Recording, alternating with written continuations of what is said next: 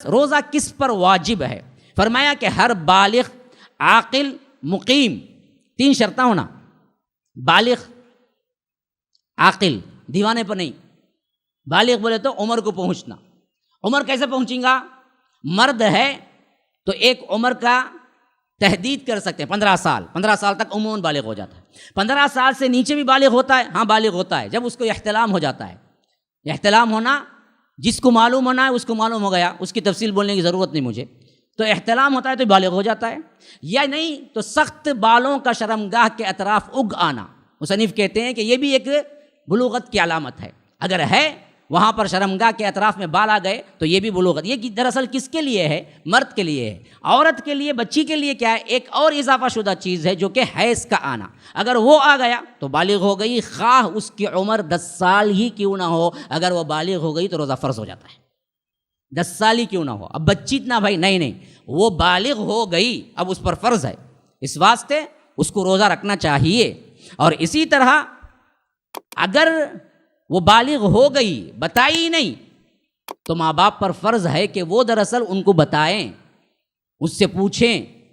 اور اسی طرح بالغ ہو گئی، ایام حیض کے ایام میں بھی شرم کی وجہ سے روزہ رکھ لیا اور بعد میں اس کی قضا نہیں دی، تو مصنف کہتے ہیں کہ یہ بھی پوچھ کر ماں باپ پر فریضہ بنتا ہے کہ وہ روزہ نہیں رکھنے کی عمر میں روزہ رکھی، روزہ نہیں رکھنے کے وقت میں روزہ رکھی، اور اس کے بعد پھر کیا ہے، اس کی قضا نہیں دی، اس قضا کے بھی ذمہ دار ہیں اور اس کو بھی بتانا چاہیے۔ یہ تمام چیزیں کیا ہیں؟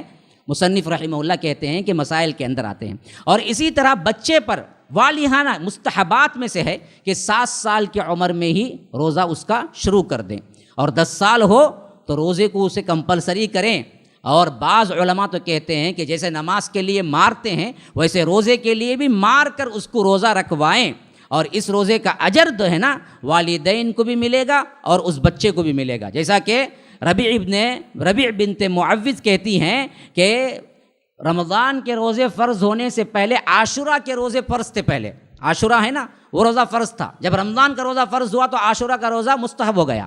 تو کہتی ہیں کہ جب عاشورہ کے روزے فرض ہوتے تھے نا، ایسے وقت میں ہم بچوں کو بھی روزہ رکھواتے تھے، اور اگر وہ پیاس اور بھوک سے ستاتے تو ہم روئی کے کھلونے بنا کر انہیں دیتے تاکہ کسی نہ کسی طرح روزہ مکمل کریں، وقت گزر جائے، اور اس طرح ہم بہلاتے یہاں تک کہ افطار کا وقت ہو جاتا۔ تو یاد رکھیے، اس طرح ماں باپ کو روزوں کے سلسلے میں بچوں کے معاملات میں چھوٹ نہیں دینی چاہیے، بلکہ ان کو رکھوانے کی کوشش کرنی چاہیے۔ مصنف کہتے ہیں کہ بعض لوگ اس کا الٹا کرتے ہیں، اپنے بچوں کے روزے کے سلسلے میں غفلت برتتے ہیں، بلکہ ایسا بھی ہوتا ہے کہ اگر کوئی بچہ خوش جذبے کے ساتھ خود آگے بڑھ کر بھی روزہ رکھتا ہے تو اس کے ماں باپ روزہ توڑنے کا حکم دیتے ہیں اور کہتے ہیں کہ ابھی تو بچہ ہے، بات طاقت کمزور ہو جائیں گی تیری، تو ایسا ہو جائیں گا، تو ویسا ہو جائیں گا، روزہ رکھنے کو۔ اس طرح کیا ہے، وہ روزہ توڑوا دیتے ہیں۔ تو مصنف کہتے ہیں کہ یہ حقیقت میں شفقت نہیں ہے، یہ دراصل بری عادت ڈالنا ہے، جبکہ رب نے فرمایا کہ یا ایھا الذین آمنوا قوا انفسکم واہلیکم نارا، اے لوگوں جو ایمان لائے ہو، اپنے آپ کو بھی بچاؤ اور اپنے اہل و عیال کو بھی بچاؤ، یہ ذمہ داری ہے۔ تو بچوں کی تربیت کرنا یہ ذمہ داری بنتا ہے۔ اچھا، نمبر 12، کافر اگر مسلمان ہو جائے، بچہ اگر بالغ ہو جائے، دیوانہ اگر ہوش میں آ جائے، تو دن کے وقت میں آیا، تو علماء کہتے ہیں کہ رمضان کی عزت اتنی ہے، باوجود وہ روزہ نہیں ہے پھر بھی نہیں کھانا، بقیہ وقت کھانے سے احتراز کریں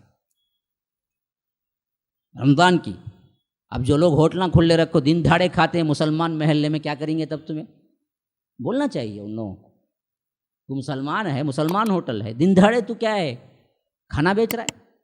جبکہ رمضان کی عزت اتنی ہے کہ مثلاً کوئی رمضان المبارک میں 10-11 گھنٹے کو اسلام قبول کرتا ہے، تو ایسے مسلمان کو ہم کیا بولیں گے؟ 10-11 گھنٹے کے بعد کا 5 گھنٹے 6 گھنٹے یا افطار کے وقت تک کا وقت خاموش رہو، کھاؤ نہ کو، تو اس واسطے کہ سب کی تکریم ہے، تیرا روزہ نہیں شمار ہوگا لیکن تو کھانا کو، تاکہ رمضان کا دن ہے اور دن کی تکریم ہے بہت بڑی۔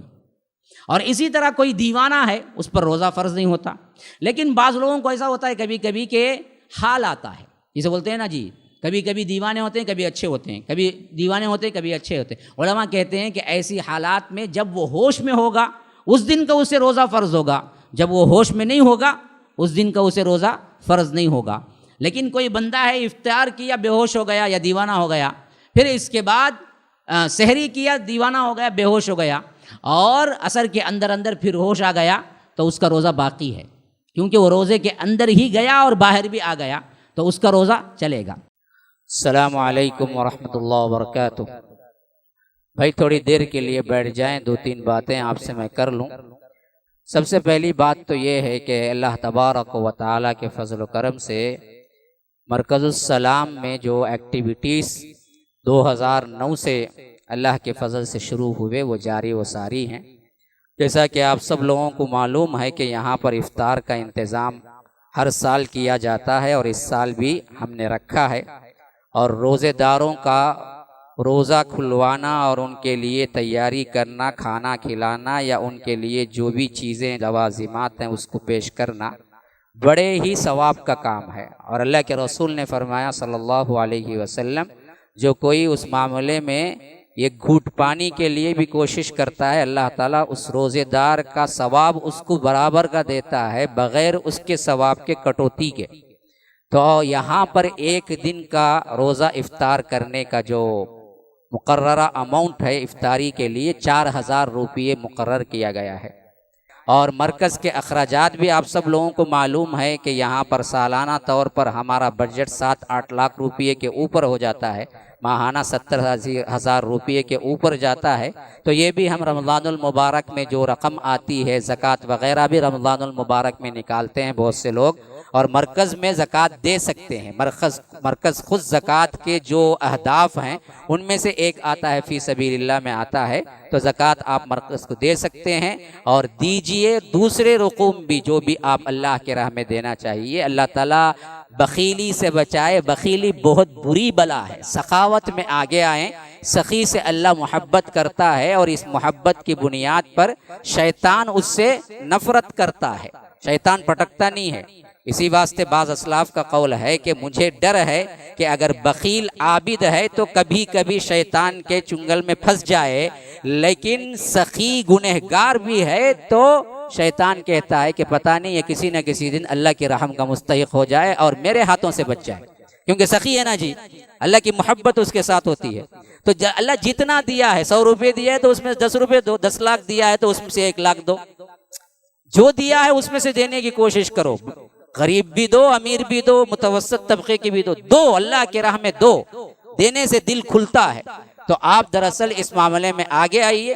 اور اسی طرح ایک دوسرا اہم ترین اعلان بھی ہے، اور ہمارے پاس کیا ہے ایک اطلاع بھی ہے کہ جو مسجد کی تعمیر کے سلسلے میں گزشتہ رمضان میں اعلان کیا تھا کہ ہمیں 70 لاکھ کا قرض ہے، اس کے لیے آپ آگے آئیے۔ اللہ کے فضل سے لوگوں نے دنیا کے کونے کونے سے ڈالا، ہم سب ان کے ممنون و مشکور ہیں۔ آپ اندازہ نہیں کر سکتے کہ رقم کیسے آئی، اور اللہ کے فضل و کرم سے آج میں یہاں بیٹھ کے مسجد میں مصلی پہ بیٹھ کے اعلان کرتا ہوں کہ وہ 70 لاکھ کا قرضہ صرف اور صرف 5-10 لاکھ میں باقی رہ گیا، بقیہ سب رقوم ادا ہو گئی۔ سب کے قرضے ہم نے مقررہ مدت پر بلا کے دے دیے، نہ پوچھے تو بھی بلا کے دے دیے، بتا دیے کہ بھائی جو کچھ آپ کو تاخیر ہوئی اس کے بعد اب تو تاخیر نہیں ہو، لے لو۔ اللہ کے فضل سے سب قرضے ادا ہو چکے ہیں۔ اب مکمل طور پر بننے کے لیے 70 لاکھ کی پھر ضرورت ہے۔ یہ 70 لاکھ بھی مجھے امید ہے کہ انشاءاللہ جیسے وہ 70 لاکھ پورے ہوئے ہیں ویسے ہی آپ لوگ آگے بڑھ کے آئیں گے۔ دنیا کا جہاں جہاں انسان سنتا ہے، جہاں جہاں یہ آڈیو میری جائے گی، ان سب کے دلوں میں اللہ تبارک و تعالی اس مسجد کی تعمیر کے لیے، تعاون کے لیے ان کے دلوں کو کھول دے۔ اور آج بھی ہم آپ سے اعلان کرتے ہیں کہ مسجد کی تعمیر کیونکہ زکوٰۃ سے نہیں ہو سکتی، عمومی طور پر علماء نے روکا ہے، تو فی سبیل اللہ جو رقم ہے اللہ کے لیے جو رمضان میں نکالنی ہے وہ بھی لائیے، یا نہیں تو کوئی ذمہ داری قبول کیجئے۔ وہاں پر بہت سی ذمہ داریاں ابھی باقی ہیں، ٹائلز کا کام باقی ہے، اور اسی طرح کیا ہے دوسرے انٹیریئر ڈیکوریشن کا کام باقی ہے۔ ان تمام میں بھی آپ آفس کے ذمہ داروں سے مل کر بات کر کے حصہ لے سکتے ہیں، اور جگہ دیکھنا ہو تو جا کے دیکھ سکتے ہیں۔ حسین ملک اسٹریٹ کے اندر بالکل داخل ہوتے ہی دوسری بلڈنگ ہے جو بندھن جاری ہے، آپ جا کے دیکھ سکتے ہیں۔ تو اس کو بھی بھی آگے آئیے، اور یہاں پر افطار کا جو انتظام ہے اس کے لیے بھی آگے آئیے، اور ماہانہ اخراجات جو ہیں ان سب کے لیے آگے آئیے۔ اللہ تعالیٰ دینے والوں کو اور دے، جو نہیں دینا چاہتے ہیں ان کو دینے کی توفیق عطا فرمائے۔ اللہ تبارک و تعالی ہماری دعاؤں کو قبول کرے۔ اللہ تبارک و تعالی جس طرح یہاں اکٹھا فرمایا ہے امام الانبیاء سید المرسلین و آخرین جناب محمد رسول اللہ صلی اللہ علیہ وسلم کے ساتھ ہم سب کو بھی اکٹھا فرمائے۔ جزاکم اللہ خیرا، احسن الجزاء، والسلام علیکم۔